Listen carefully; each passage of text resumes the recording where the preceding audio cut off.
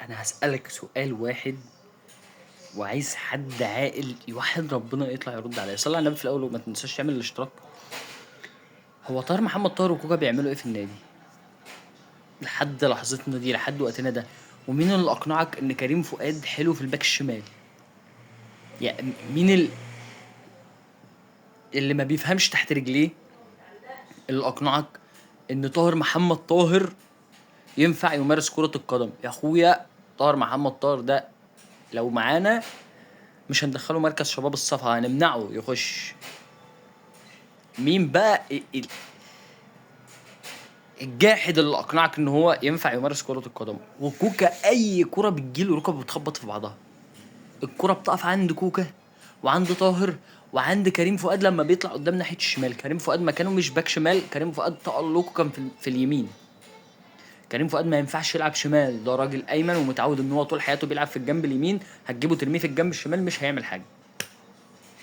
يا عم بالله عليك، ولازم تفهم هادي رياض ان هو لما محمد هاني هيطلع هو هيرحل شويه ناحيه اليمين، وعمرو الجزار هيجي جنبه في النص، وكريم فؤاد او ايا من يكون الباك الشمال اللي هيلعب هيرد ورا عشان يبقوا الثلاثه قافلين ورا. او لما كريم فؤاد يطلع هادي رياض هيبقى هو اللي في النص، وعمرو الجزار هيرحل ناحيه الشمال، ومحمد هاني هيرد في مكانه في الباك اليمين. ده اللي انت كنت بتحاول تعمله النهارده، ده اللي انا شفته. ان لم يكن لك فكره اخرى بقى، والباكين بيطلعوا مره واحده وده مستحيل اي مدير فني يطبقه. فانت لازم تقعد معاهم وتفهمهم، ولا هم بيتدربوا على ايه، ولا ايه المهلبيه اللي هم فيها دي؟ طبعا ما ينفعش نعتمد على المهارات الفرديه طول السيزون زي بدايه السيزون اللي فات لما طلعت وقلت لك اللي جوان جايه من مهارات فرديه. ما ينفعش نعتمد على الكلام ده. شكل الاهلي كمجمل كويس، في شكل لينا، في وقفه للعيبه، في تحركات ماشي، انما انا مش عايز استحواذ في الفاضي،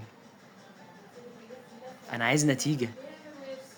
يعني انا عايز الاستحواذ ده ضغط يولد اخطاء للخصم، اخد فاولاتنا على حدود المنطقه، اخد ضربات جزاء، اسدد. عايز اشوف حلول اكتر. فكره الركود والوقوف دي ما تنفعش. ولازم علي محمود ياخد، وتوفيق محمد الباك الشمال اللي احنا لسه جايبينه ياخد. يعني وزيزو في خط النص انا مش حابه، مش حابب شكله في خط النص. زيزو وينج